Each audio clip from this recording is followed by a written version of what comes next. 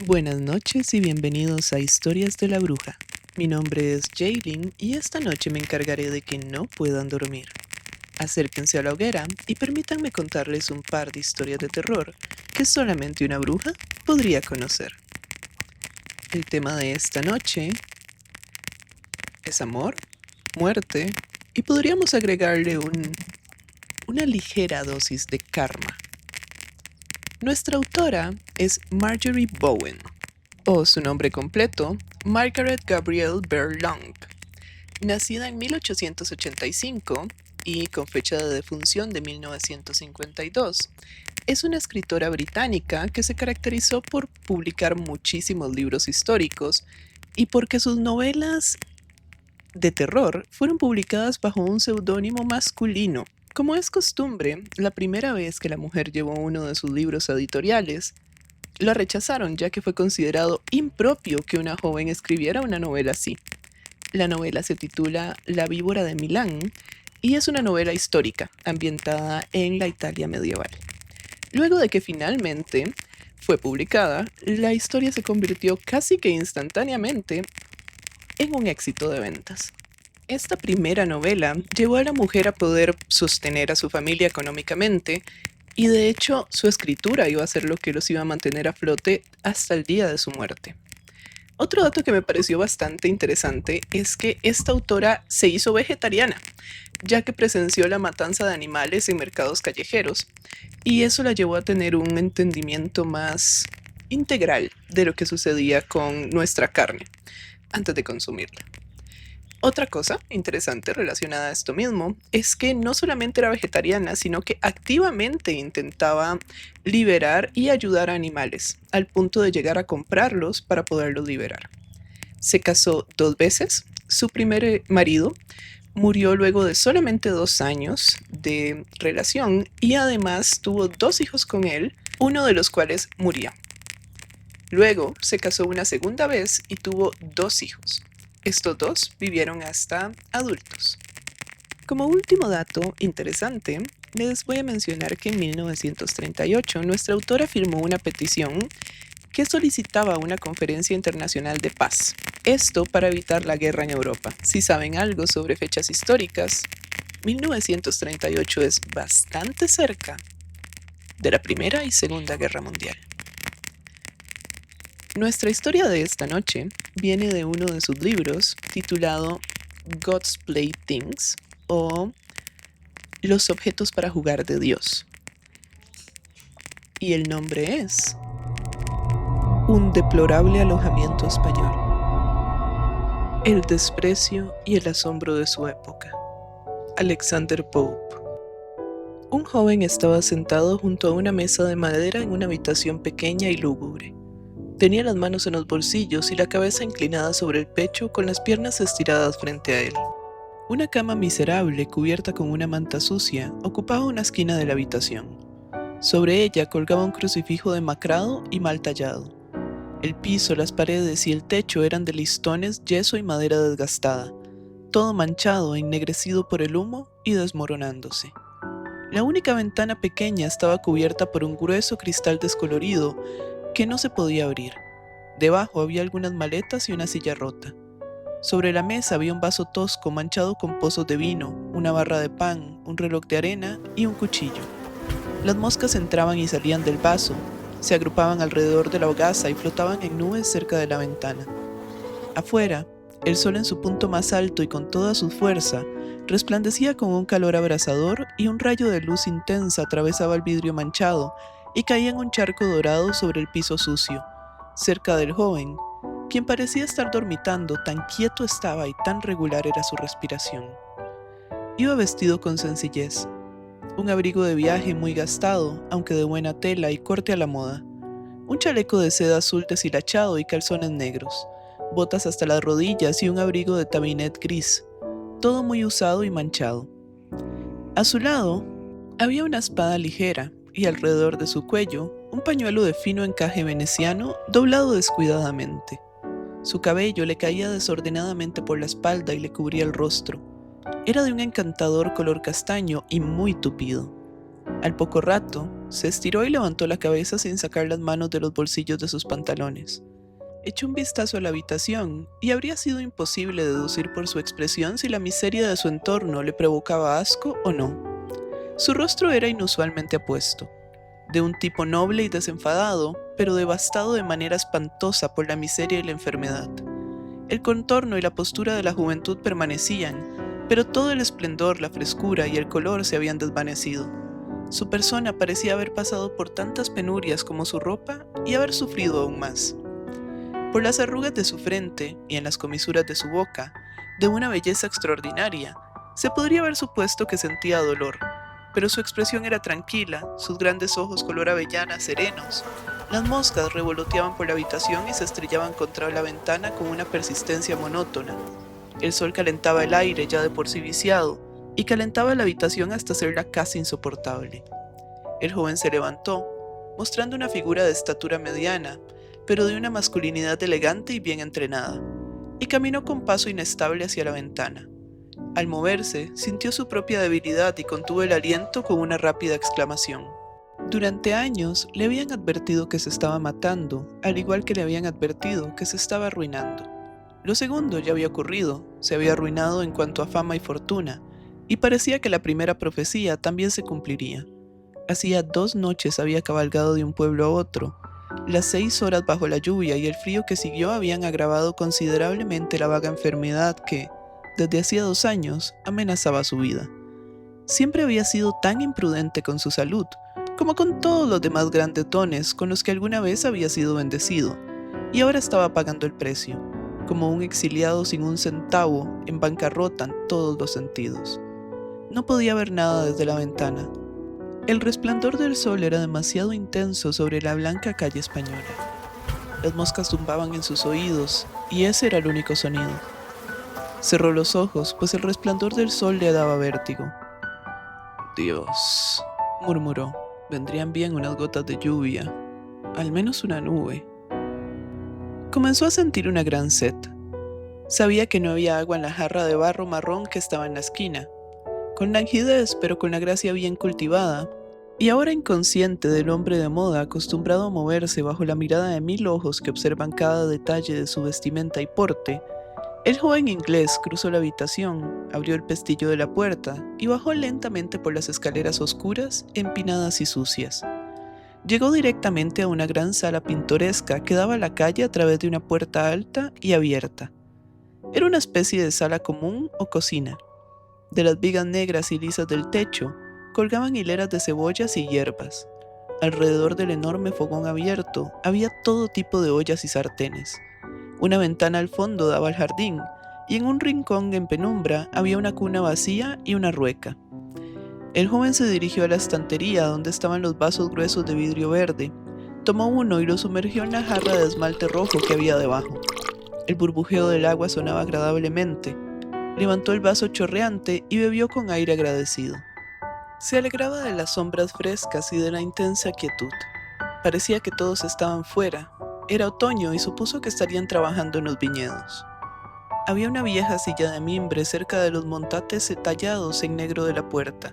Se sentó de espaldas a la luz del sol que se filtraba por la calle desierta, con la mirada fija en la ventana del otro lado de la habitación, que ofrecía una vista exquisita de una higuera inclinada en el jardín en penumbra, y más allá, un mirto lustroso que brillaba bajo los rayos de sol lejanos.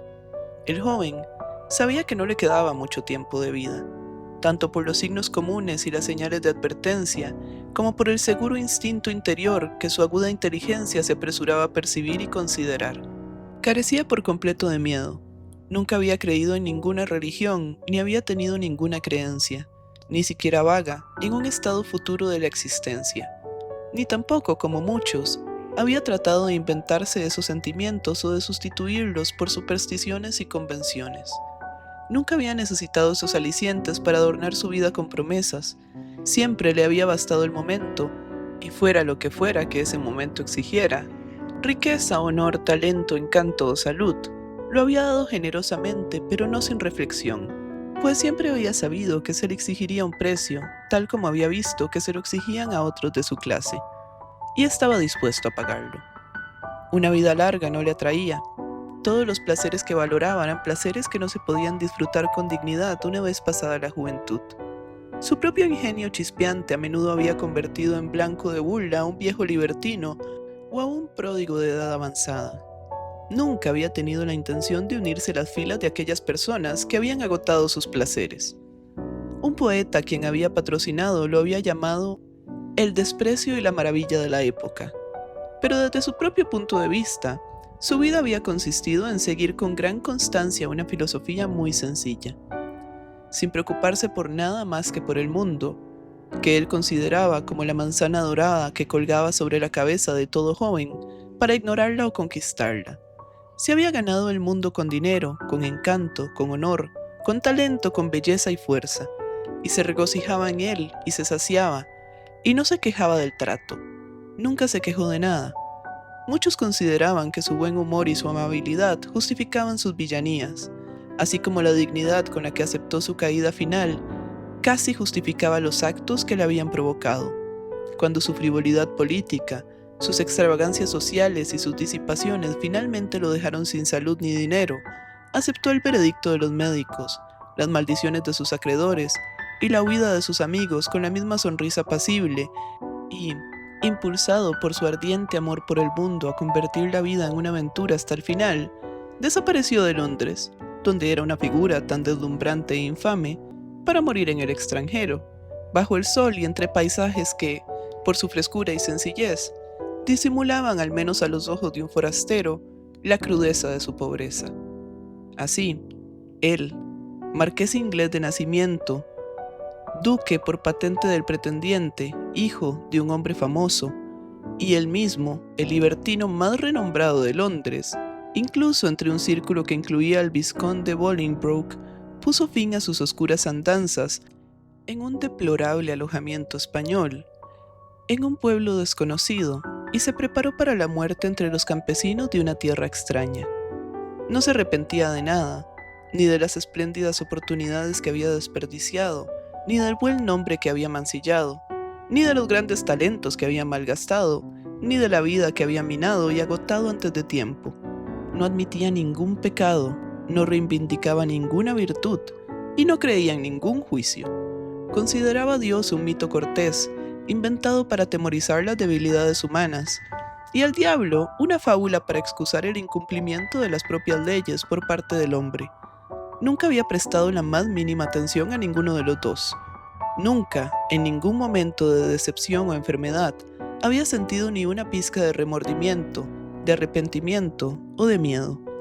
Si le hubieran dado otra oportunidad de vivir, la habría vuelto a dedicar a las mismas extravagancias, las mismas locuras, y el mismo destello breve y brillante. Mientras estaba sentado allí, mirando la higuera y el mirto a lo lejos, pensaba en su vida pasada sin remordimientos.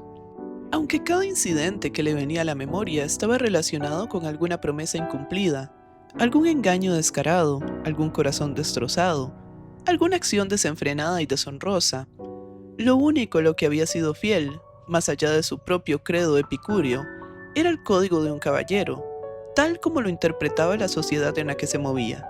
Era un código curioso, heredado, no aprendido, un instinto más que una cualidad, solo remotamente relacionado con la caballería de la que había surgido.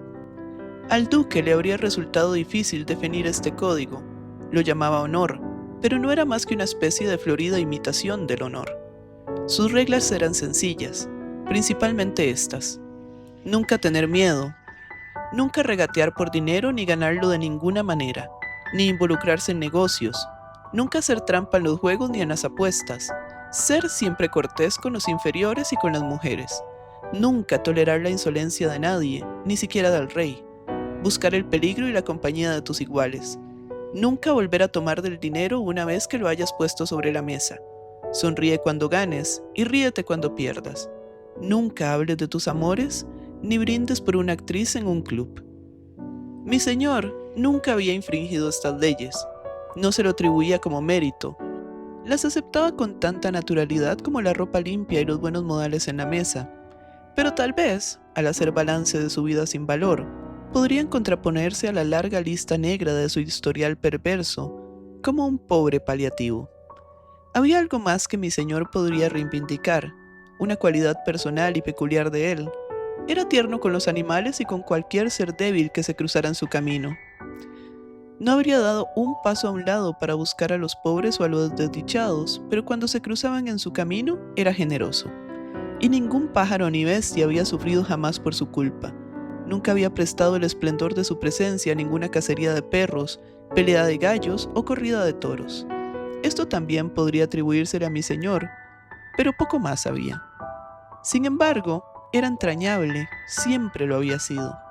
Las personas que lo conocían y lo despreciaban a pesar de todo, se preocupaban por él.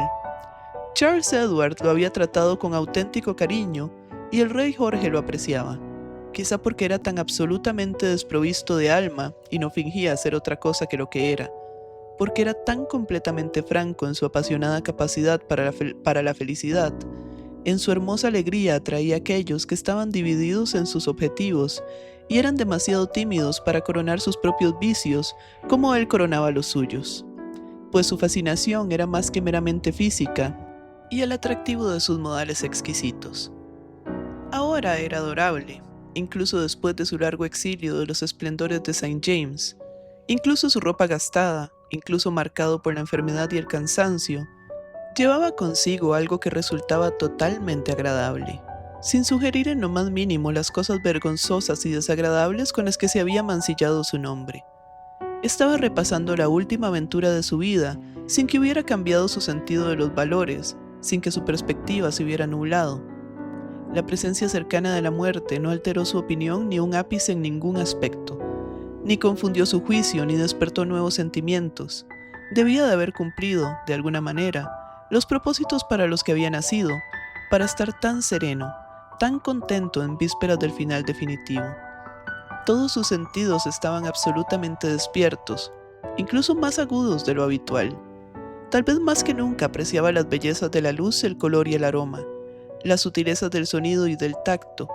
Sin embargo, su entorno humilde y poco atractivo no le molestaba. Comparado con lo que podría haber sido, estaba bastante bien.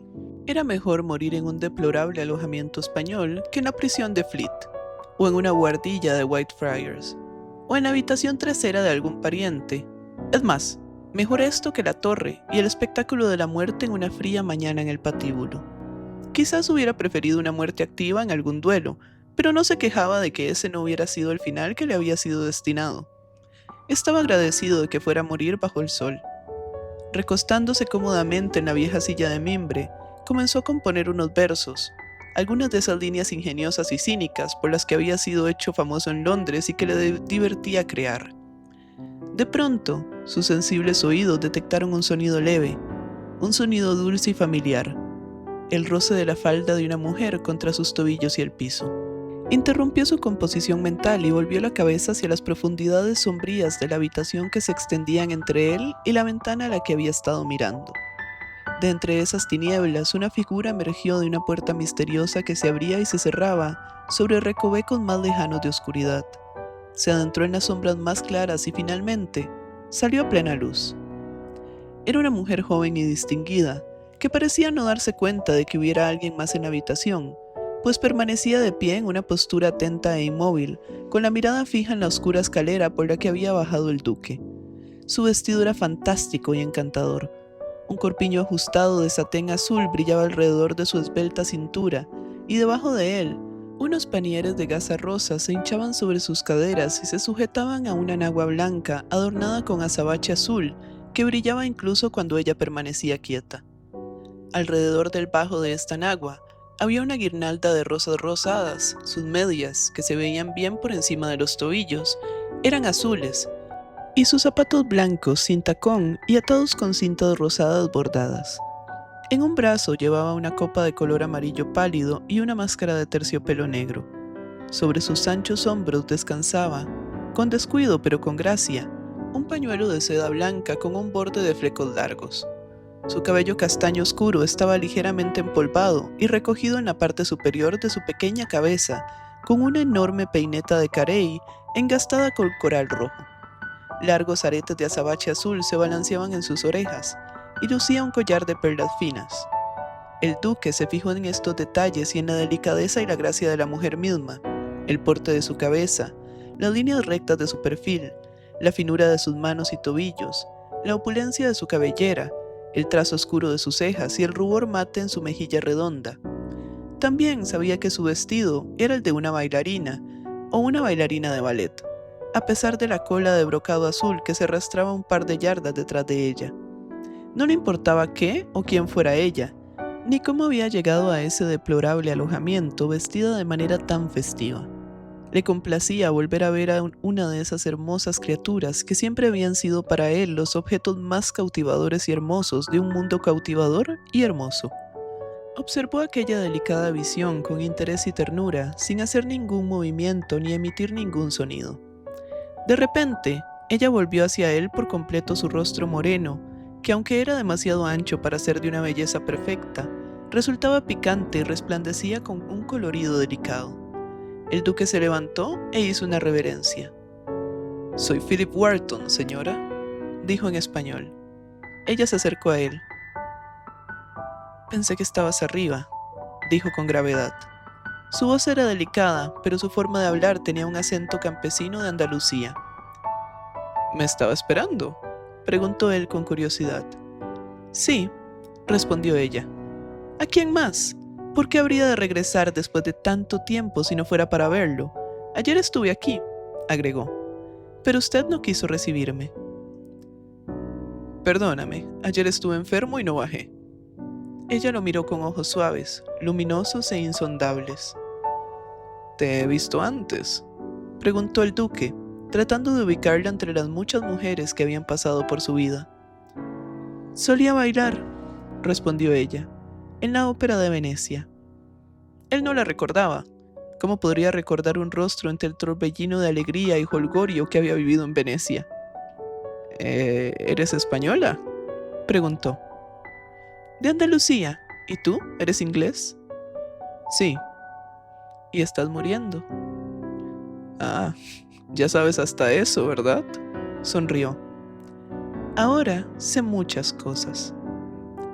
«Ah, qué sabia», se burló. «Apostaría que tu conocimiento empieza y termina con la lista de tus víctimas y tus triunfos. ¿Cómo llegaste aquí?», preguntó de repente. «Me escapé». «¿A este lugar?». «No fue más que una etapa en el camino». «¿Me conoces?», preguntó él. «Sí, te he visto en París, en Viena, en Roma y en Nápoles». «Vaya», dijo él, «me halagas con tu memoria». Comenzó a darse cuenta de que ella nunca sonreía y eso le disgustaba. No le gustaban las mujeres serias. «¿Cómo te llamas?», preguntó con tono de amo y se hundió en la silla, pues en verdad se sentía muy débil. Ella negó con la cabeza. «Tengo tantos». «Dime uno». Ella lo miró fijamente con seriedad. «¿Cómo se llamaba tu primer amor?», preguntó ella. Él se sobresaltó. «Lo he olvidado». «¿Cómo se llamaba la mujer a la que más amaste?». Rostros hermosos se alzaron ante él, rostros llorosos, rostros suplicantes, rostros enojados. No podía elegir entre ellos. «No lo sé», dijo con voz débil. Ella echó un vistazo alrededor de la habitación como si ella también viera los rostros que se habían alzado con tanta claridad ante sus ojos mentales. «No fuiste amable ni leal con ninguna de ellas», dijo ella. Philip Wharton se rió. «Dime tu nombre», insistió él. «Lo has olvidado y no lo sabes», respondió ella rápidamente. «Antes me llamaba Helen, pero eso fue hace mucho tiempo». Él la miró con curiosidad. «Cuéntame sobre ti», dijo. «¿Y cómo es que estás aquí sola?». Se llevó las manos a la espalda, la capa se arrastraba sobre la cola de su vestido y su delicado vestido brillaba en la penumbra. «Fue después de la ópera de Versalles», comenzó ella. «Iba vestida para el ballet y salí de mi camerino cuando me cubrieron la cabeza con una capa y me llevaron hasta un carruaje. Viajamos toda la noche hasta la casa de un lord inglés en la Rue de Vaugirard». De repente, se colocó silenciosamente detrás del duque. «Mientras bajaba del carruaje me cubrieron los ojos con un pañuelo, así que...». Philip Wharton sintió que le echaban un trozo de muselina sobre la cabeza y se lo ajustaban bien sobre los ojos, dejándolo en una agradable oscuridad. Y alguien me llevó de la mano así. Sus dedos tocaron los de él. Él sonrió pasivamente bajo el vendaje. Y me llevó ante mi señor, quien había apostado 1000 guineas a que yo daría un paseo en su cabriole por París. Pero no pasó mucho tiempo antes de que se cansara de mí. Ella aflojó el pañuelo y se lo quitó con delicadeza. Philip Wharton abrió los ojos en una fresca penumbra, una habitación decorada con cortinas de terciopelo carmesí y blanco y amueblada con un estilo muy majestuoso. Una ventana arqueada de mármol daba a un canal azul en el que brillaban los rayos del sol poniente, y en el asiento de esa ventana, repleto de cojines, estaba sentada una dama. Llevaba una gran falda con aros, que ondeaba con cintas de sacernet, y de sus mechones rojos dorados colgaba una cinta roja. «Como te decía», dijo ella en un tono pragmático, «muy pronto te cansaste de mí». «Karina, no», respondió el duque. «Siempre he estado enamorado de ti y de Venecia». «Te fuiste, era el día del carnaval. En ese momento llevaba una capa naranja con flecos. Había pasado exactamente 5 días desde que te conocí, pero tú me querías más que a cualquier otra mujer que hubieras conocido en Venecia». «Te amo ahora», dijo Philip Wharton, «pues he regresado contigo cuando estoy a punto de morir». Ella lo miró con seriedad y salió por la ventana al balcón. «¿Vendrás una vez más en mi góndola?», preguntó ella. Él la siguió. Unos pasos ligeros los llevaron desde el balcón hasta el canal, donde flotaba una alegre góndola de color azul zafiro. La dama se subió y el duque la siguió. El gondolero impulsó la ligera embarcación entre los palacios. «Esto siempre ha sido un recuerdo agradable para mí», dijo él. Ella se sentó erguida, con un abanico de plumas blancas rizadas de avestruz junto a los labios, y lo miró por encima de las puntas de las plumas. «La noche que te fuiste», dijo ella, «mi esposo contrató a 3 matones. Estaba cruzando el puente cuando me los encontré. Este puente». De repente, el rialto se alzó sobre ellos. La góndola había pasado del azul y el dorado a la oscuridad. «Pensaron que venía a encontrarte, mi esposo». La embarcación se detuvo en la oscuridad. Él sintió, aunque no podía ver, que la dama se levantaba y bajaba. Su mano tocó la de él, y siguiendo a ciegas su guía, pisó tierra firme y sintió un escalón bajo sus pies. El firme agarre en su muñeca lo llevó a través de una puerta. «Mi esposo regresa mañana», continuó la voz. «Ay, Philip, qué miedo tengo». Él llevó la mano libre a su espalda. «Es una tontería de tu parte», dijo. «Yo estoy aquí». «Pero ya has empezado a dejar de preocuparte», se lamentó ella con voz lastimera. «Y te irás». Mientras hablaba, se abrió una puerta a su derecha y ella soltó su muñeca. Él la siguió a un pequeño tocador decorado con encanto con seda color paja. El duque lo recordaba muy bien. Se volvió hacia la mujer. Ahora era una rubia pálida envuelta en un velo dorado y con unos deslumbrantes zapatillas plateadas. Tenía el rostro manchado de lágrimas y los ojos suplicantes. «París fue terrible después de que te fueras», dijo ella. «¿Por qué te fuiste? ¿Te cansaste tan pronto?» «Ya lo has comentado», respondió él. 2 veces, creo, antes». Ella comenzó a llorar. «¿Ya no me amas, Philip?» «He regresado contigo», respondió él. «Pero tengo la cabeza un poco confusa y...» «Señora, estás estropeando tu tez con esas lágrimas». «¡Silencio!», exclamó ella. Corrió hacia las delicadas cortinas que ocultaban la puerta, las levantó y escuchó. «¡Alguien viene!».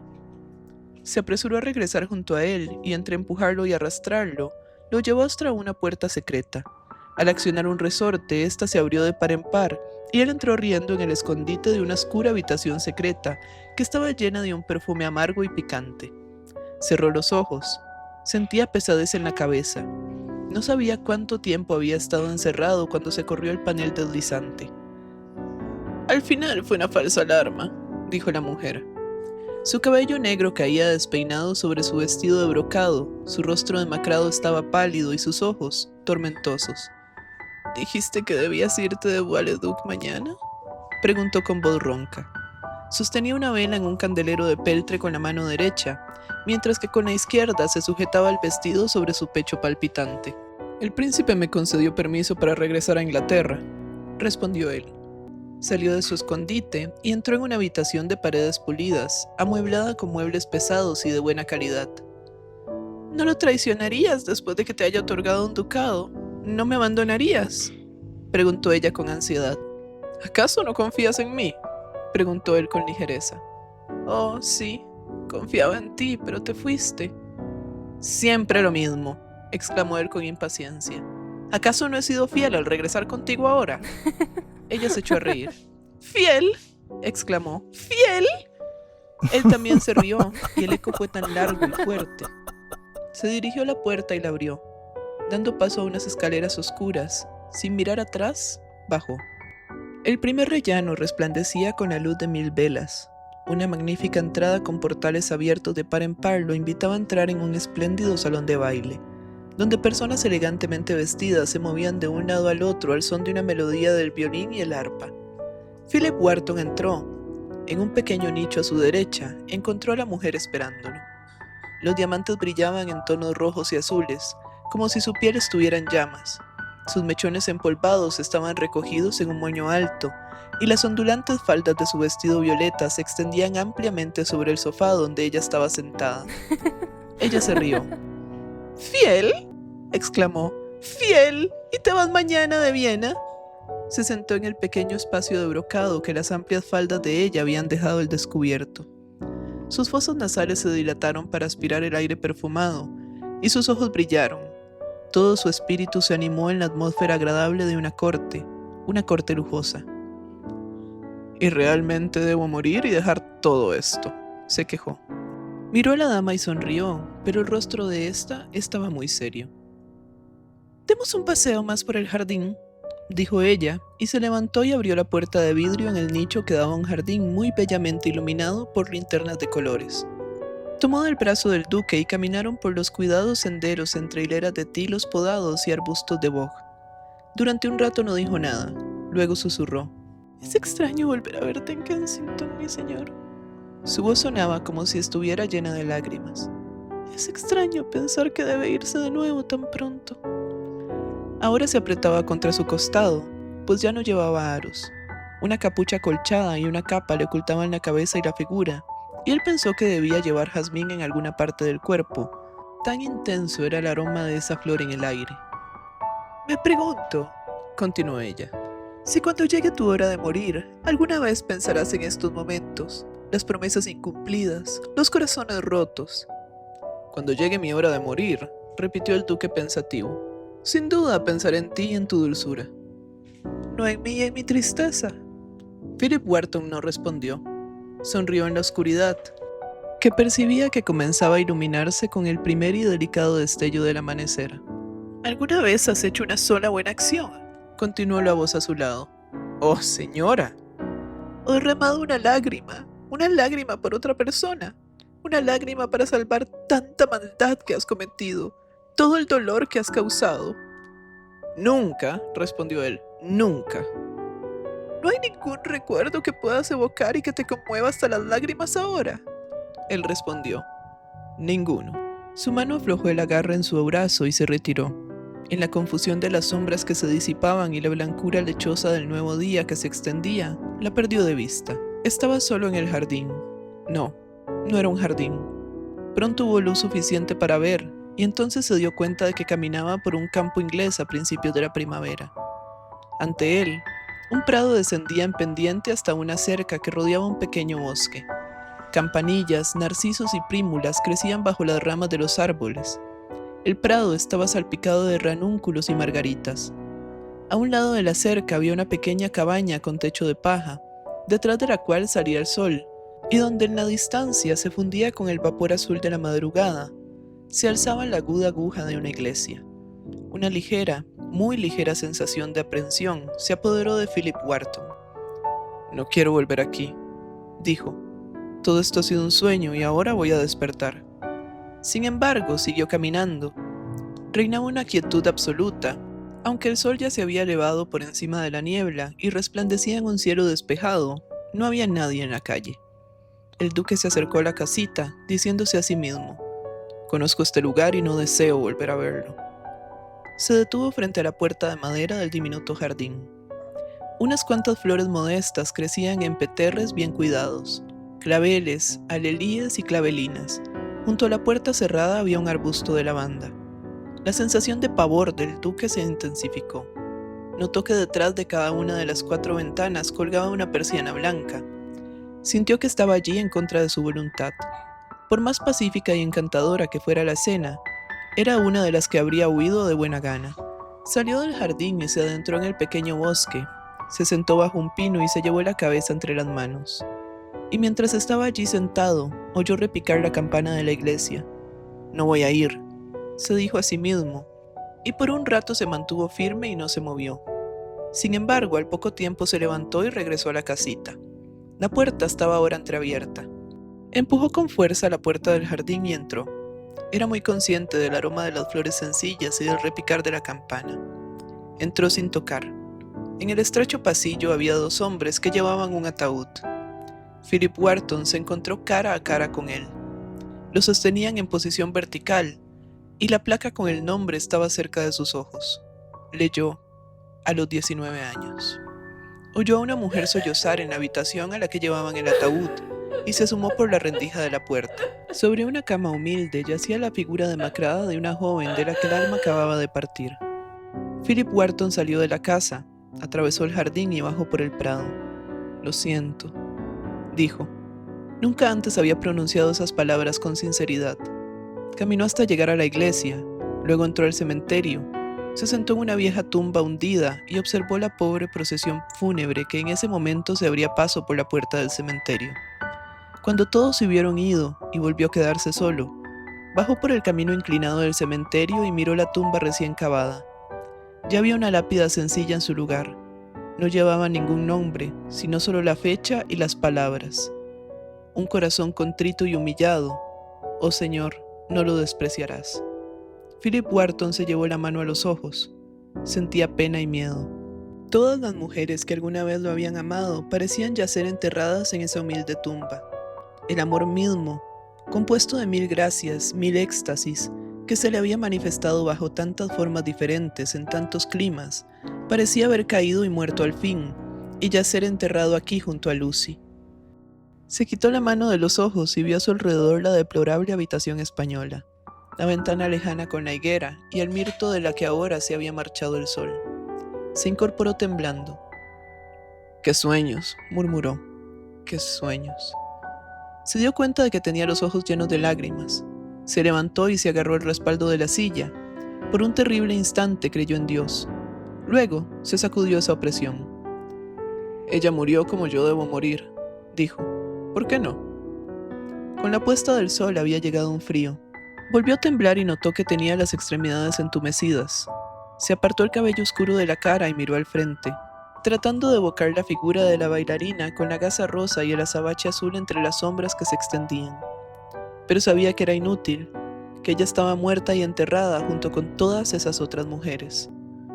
Y la muerte lo tenía agarrado por el cuello. Luchaba con él incluso en ese momento y debía prepararse para sumergirse en la oscuridad que los envolvía. Subió las escaleras hasta la habitación que consideraba suya. Al abrir la puerta, oyó pasos abajo y asomándose por la barandilla, vio a la anciana dueña de la posada entrar con una canasta de uvas sobre su cabeza canosa. El joven duque le lanzó un beso. Ella era la última mujer a la que vería jamás. Entró en su habitación. Las moscas seguían zumbando alrededor del pan racio y el vaso sucio, pero el charco dorado de luz solar había desaparecido del piso. «Ninguna de esas mujeres», reflexionó Philip Wharton, «pensó jamás que yo moriría así». Al decir esto, el joven libertino se sentó pesadamente y con cansancio en su antiguo asiento junto a la mesa y extendió la mano hacia su pipa, que yacía junto al vaso. Pero antes de tocarlo, sintió un ligero roce frío en el hombro y le pareció oír a alguien detrás de él. Al volverse para mirar, respiró hondo. «Porque Lucy», dijo, y al pronunciar esa palabra, murió.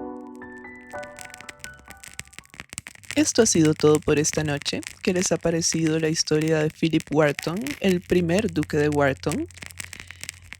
En lo personal me parece una historia bastante interesante el cómo sus diferentes amantes lo van llevando por las diferentes cosas absurdas y horribles que les hizo. El escuchar que incluso a una su marido la mandó a matar y que él la dejó como si nada. En general me parece una obra súper interesante. Me parece que el factor terror está muy bien representado con el temor a la muerte, que en lo personal es uno de mis temores, de mis mayores temores y creo que de bastantes de nosotros. Hay una parte interesante y final que quiero agregar a esta historia, y es que Philip Wharton sí existió. Nació en 1698 y murió en 1731. De hecho, es la persona, no sé si notaron, pero al puro inicio del cuento hay una cita de Alexander Pope que mencioné y que luego empieza. Esta cita, de hecho, sí la escribió Alexander Pope para el personaje de esta historia. Me gustaría recordar cómo es, pero en inglés, ya que tiene un poco de contexto diferente de cuando se traduce. La frase es The scorn and wonder of our days. Y me parece sumamente interesante. El hombre, Philip Wharton, es conocido por todo lo que dicen en el cuento. Era un mujeriego, apostaba, le gustaba la vida fácil y libertina y hedonista. Y cosas interesantes que pasaron en su vida. Cuando tenía solamente 19 años, se escapó con una muchacha de 15 que se llamaba Martha Holmes, que era hija de un general mayor. Es decir, en comparación a alguien noble, era nadie.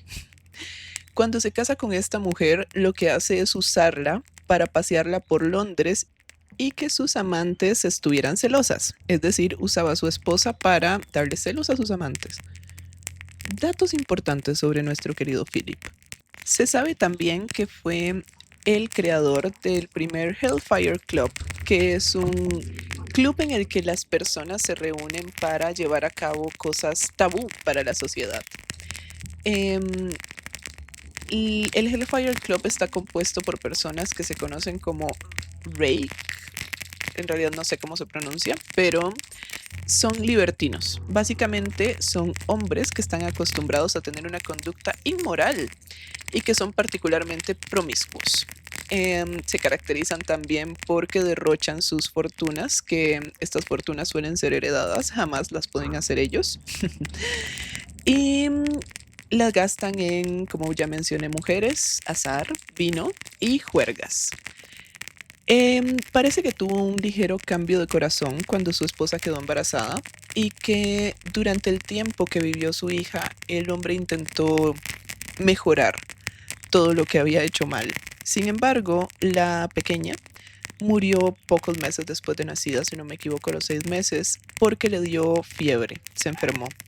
Es importante acotar que Philip le había rogado a su esposa que por favor no lo siguiera a Londres, sino que se quedara en otra casa que tenían en el campo para evitar la enfermedad que estaba rondando la ciudad en ese momento, y que su esposa decidió que era una mejor idea ir y cuidar a el azaroso y libertino de Philip, lo que terminó en la muerte del niño. Claramente esto no es culpa de la mujer, en lo más mínimo.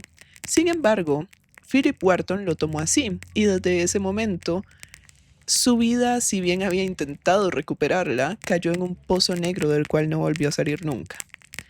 Su esposa, con la cual se había casado en secreto, murió poco después de esto, unos 5 o 6 años después de esto, y el hombre se volvió a desposar con otra mujer que se llama María, con la cual estuvo hasta el final y la cual le aguantó todas sus infidelidades hasta el final de sus días.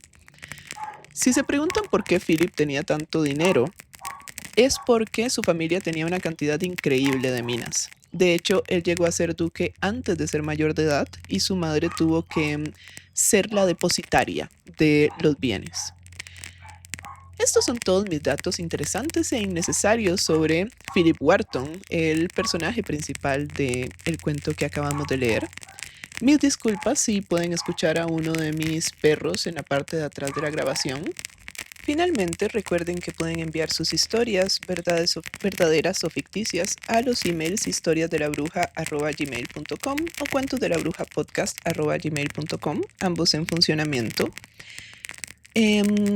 un anuncio más que un dato es que parece que YouTube me tiene shadow banned, es decir, no salgo ni siquiera aunque uno busque con el nombre completo del podcast, por lo que agradecería si se comparte. Obviamente, si es algo que les agrada. Esto ha sido todo por esta noche. Me despido y como siempre,